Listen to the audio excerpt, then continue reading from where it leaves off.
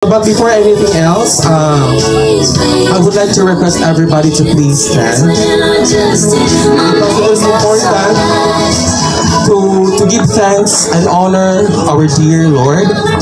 And may I call on Mr. Ayan Clemente for the invocation. Atong andamon ang atong kaugalingon alang sa Ginoo. Ngampo kita. Dalaygon og may gugmaon nga Dios. Salamat nining adlaw ugad nga ikaw nagauban kanamo. Ikaw nagadasig sa matag usa. Imo kaming giampingan Lord nga sa among pag-abot diri among naangkon ang safe and sound nga imo kaming gipahilayo sa mga katalagman. Lord, ubani kami sa kanunay ug kini among mga activity karon nga among pagabuhaton ugad.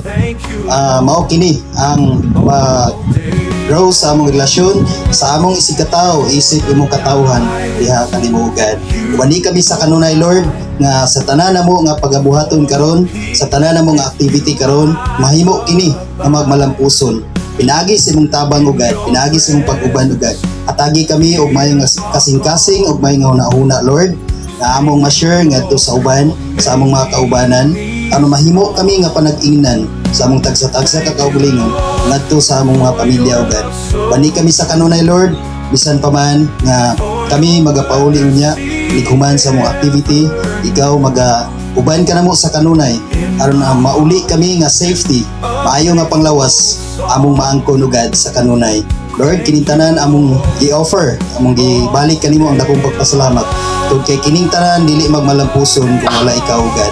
Usa ang tanan among gipasalamatan, among giampo kanimo. Tungod kay wala kami mahimo sa among kaugalingon ugad kung wala ikaw nagauban sa kanunay. Salamat Lord, ning adlaw sa imong pagkamaayo, sa imong pag-uban. Salamat, ikaw ang Dios nga gamhanan at iya sa among kinabuhi. At iya sa among tibuok nga kinabuhi, sa among kasing-kasing, sa among kalag, sa among nahuna ugad. Ikaw sa kanunay ang Dios nga may maghari kanamo. Wala lang Dios sa among kinabuhi kundi ikaw lang ugad. Usang tanan Lord, among gipataas ang imong ngalan, among gisalig kanimong tanan sa ngalan ni Jesus. In the name of the Father, and to the Son, and to the Holy Spirit. Amen.